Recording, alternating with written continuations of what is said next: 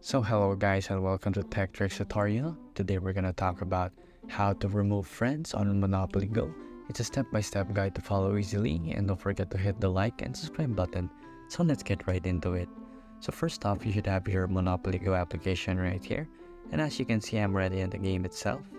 And to remove friends, it's fairly simple to do this.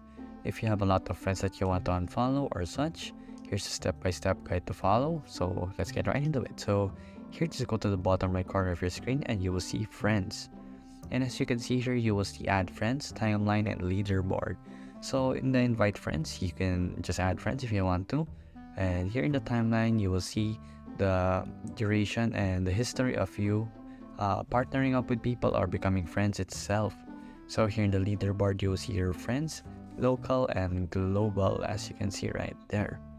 So it's just very simple to do this. All you got to do is press on the icon you want to unfriend to and press remove.